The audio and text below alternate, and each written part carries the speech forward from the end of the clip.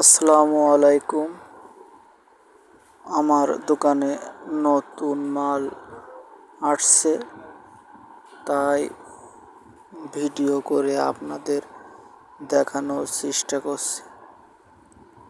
আপনারা দেখুন নতুন ডিজাইন, আপনাদের কেমন লাগে কমেন্ট করে জানাবেন। ইনশাল্লাহ আপনাদের পছন্দ হবে। আমার দোকানের ঠিকানা বাগাচারা বাজার, শার্শা, যশোর, সুপিয়া প্লাজা।